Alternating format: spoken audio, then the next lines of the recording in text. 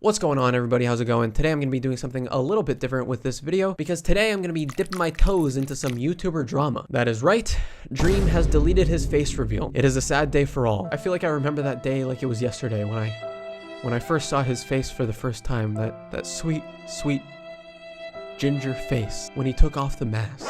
Dream, you will be missed. Now that we got the important stuff out of the way, let's talk about Nick Mercs and Call of Duty. Now, if you don't know who Nick Mercs is, don't feel bad. I also didn't know who he was, but apparently he is part of the game esports organization FaZe Clan, and he is currently one of the most watched Call of Duty Warzone streamers, which explains why I did not know who he was, because that game is ass. And he's so popular that he actually has his own skin in Call of Duty, which I actually think is really cool. I love seeing games recognize top creators that help support and publicize their games. But where this whole controversy started, you could probably guess, it was on the hellscape that we all know as Twitter, where esports commentator Chris Puckett quoted a tweet of a video of an anti-LGBT protest against a school in Glendale, where the school was having a board meeting on recognizing June as Pride Month. So Chris wrote on Twitter, "Americans are in a sad place right now. Let people love who they love and live your own life," which is a pretty basic statement, and I feel like it's a statement that most people would agree with. But Nick Mercs had something to say about it when he responded with this: "They should leave little children alone. That's the real issue," which doesn't even really make any sense in this context, because the school board was just voting to recognize June as Pride Month. They weren't doing like these heinous acts to children or anything. They were just recognizing a month as being Pride Month, you know? Now, I have quite a few problems with this statement, so I'm going to try to cohesively explain my thought process. Now, this is a statement that I feel like a lot of people have when it comes to the LGBTQ plus community, and I think that this statement derives from like these political commentators that are constantly creating these fake narratives that like if you're gay, you're immediately trying to like turn kids gay. I saw this whenever I was a child. I remember whenever I was like, I don't even know how old. I might have been like 10, 11 or something. And on the news, there was a gay couple kissing. And I remember my great uncle at the time saw it and he was like, "Wow, they're really putting this stuff on TV. I can't believe your mother's letting you watch this," when it was just the news. Now, should a child be watching the news in the first place? Probably not.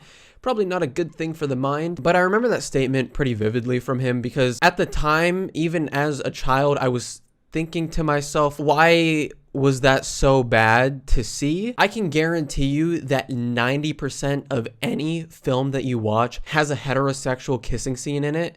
But whenever it comes to a homosexual kissing scene, that's when people freak out, and that's whenever they make their kids leave the theater. Because so often people have associated being homosexual with being sexual, which is just not true. A kiss between two consenting adults is a kiss. It doesn't matter if you're homosexual, heterosexual, like it's the same exact thing. But there's this narrative that plagues the vast majority of right-wing politics, which then feeds into a lot of people that aren't as informed about the situations, that gay people just existing is sexual when it's not. Because I would agree with Nick. If they were doing anything to children, yeah, that would be an issue. I don't think that you should be having sex ed with an 8-year-old, you know? That's not a thing that you should be talking about. But if you're going to talk about heterosexual couples, you should also be able to talk about homosexual couples in the same exact way. But because of this cloud that plagues the right-wing community, they think that just teaching kids that gay people exist is the issue. When it's not, you're just homophobic. And if you do think that they are teaching all of this inappropriate stuff in schools,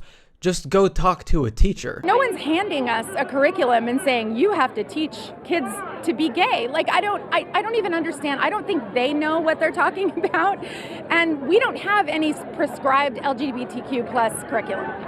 We just don't leave gay people out of the equation. As the statement from Chris Puckett said, love whoever you want to love. I think that's a pretty basic statement, but to a lot of people, that is seen as problematic. This is also an issue that a lot of people have with the trans community in particular, because they believe that doctors are just performing these surgeries on children at a rapid rate if they feel a certain way, which is just not true. There's a lot more that goes into it than just that. It's not like somebody just walks into a doctor's office, says, "Hey, I feel like I'm the opposite sex, and they're like, oh, well, let me pull out my equipment. Let's go get this surgery done. It's not that simple. It's never been that simple. And especially for a child, like these things aren't happening at a rate that you think they are. And if they are, then it's being approved by the parent. And now you could argue that that is bad, that isn't bad. I'm not here to talk about specific parents' beliefs on what should happen to their kid in specific situations, because every situation is different. And I feel like that should be something that is acknowledged. Not every situation is the same. We can't pretend like they are. And also, when it comes to children being taught a specific way in school, if you don't like it, you could just take them out of school. There is always that. Listen, as someone who is homeschooled myself, I'll tell you right now, I don't think it's that great, but I think that you could maybe make it work. And also, in these times when a school shooting is just a regular Saturday, I feel like a lot of people might want to start homeschooling their children. But no matter if you acknowledge gay pride or not, that's not going to change their sexuality, because that's not something that you choose. If it was something that you choose, why would anybody choose to be gay? Because that immediately just puts a target on your head. Or why would someone choose to be trans? Nobody is choosing to feel that way, because I'll tell you right now, in America, there's a lot more people that like straight people than there are that like gay people. And there's even less that like trans people. And that's the sad reality, but that's the reality that we're living in. So that's my first problem with the statement that he made. I don't think that it's genuinely coming from a place of hate. He's even stated multiple times in multiple videos that, he's cool with people. Whatever they want to be, they can be. Doesn't fucking matter. I don't have any quarrel with anybody in here. I don't have any quarrel with people on the internet. It wasn't an anti, I guess, gay tweet. That wasn't what it was. We can agree to disagree. But if you think that I hate you because you're a certain way, you just couldn't be any more wrong. That's not the truth. So I think that he could genuinely be concerned about the children here, but I think that he is just incredibly misinformed. And whenever you have an audience the size that he does, I think that that is a big problem whenever you make a tweet like that, especially whenever it's under a tweet where there are people literally assaulting LGBTQ activists. I think that that's the major issue here. Now, as you can guess, a lot of people were not too happy with this statement, specifically Call of Duty, because Call of Duty ended up releasing a statement regarding Nick Mercs' tweet saying that they will no longer be keeping his skin in the game. And unsurprisingly, that caused quite a bit of backlash. Now, I don't really know what you were expecting Call of Duty to do in this situation. Like, you could have done this any other month of the year, and Call of Duty probably wouldn't have done anything about it, because we all know Call of Duty ain't exactly the most inclusive place. Listen, if there's one place where you want to go to just, say the most heinous shit that your mind can think of, it's a Call of Duty lobby. But considering it is Pride Month and you tweeted that underneath a video of an anti-LGBT violent protest, I mean, they kind of had to do something. You're kind of forcing their hand at that point. But as I said, Call of Duty gamers are not too happy about this. And we have also had some big creators step up in defense of Nick. First, we had the massive streamer, Dr. Disrespect, deleting Call of Duty Warzone and saying that he will not re-download it until they put FaZe's skin back in the game. But then more importantly, we had Tim the Tatman release a statement saying that he is also taking his skin out of the game. Tweeting, "Nick Mercs has been my friend for years. We went in getting our Call of Duty operators together. It feels wrong for me to have mine and him no longer have his. In support of my friend, please remove the Tim the Tatman bundle." To which Call of Duty did. Now, I think the funniest part of this story is that they deleted probably the most mid-looking character in the game. But jokes aside, this drama has caused a lot of discussions and discourse over the internet over the past week. Now, do I think that Tim the Tatman and Nick Mercs are homophobic? Do I think that they hate gay people? Probably not. Like I said, I've never watched him before, but judging from this clip of Nick, I don't think that he's genuinely like a terrible person or anything. I think that he's just been brainwashed by a lot of the right-wing ideology that's been flooding the internet as of late. And I think if he genuinely wanted to know if kids were being like controlled or anything, he should probably just ask a teacher, maybe look up actual videos of teachers talking about what's happening. Because like I said, if you're teaching a young child about sexual intercourse or anything of the sort, that's not a good thing, whether it's heterosexual, homosexual, or anything else. But just teaching kids that gay people exist is not sexual.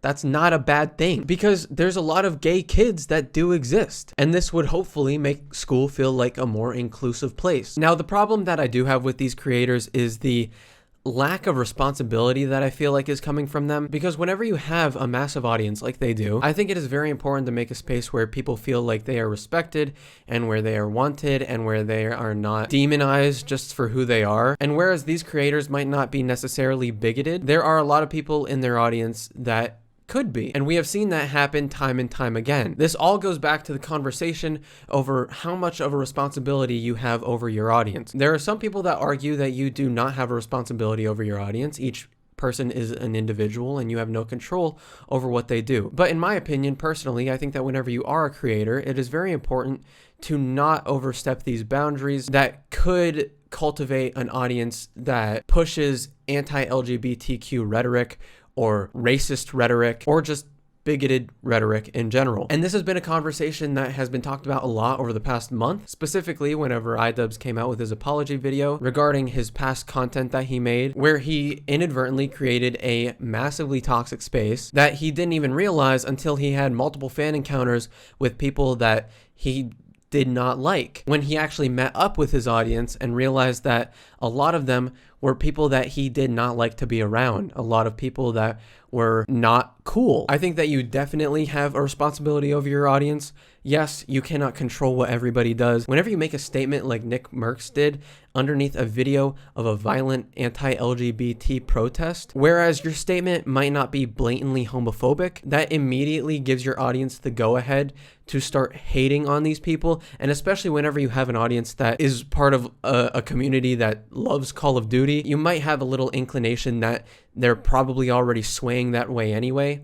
But whenever you make a statement like that, that immediately gives them the go-ahead to start releasing their own homophobic toxicity with the people around them, whether it be on the internet or in real life, because they feel like they're justified in a way. And I think that that's very dangerous. But yeah, that's the situation and that's my take on it. Normally I don't make kind of like serious videos like this. I like to joke around. I like to have a little goof, but I kind of just really wanted to talk about this situation. We'll see what ends up happening, but it's just really shitty what's going on with the LGBTQ community right now, specifically in this Pride Month. Like, I don't feel like it's been this hostile in a long time. Like, I don't know if it's because I'm more in tune with what's going on or if it's just the way the world is right now. But I have not seen this much hostility towards the LGBTQ community than I have this past couple weeks. That's pretty much it. Love you guys, and I'll see you in the next one.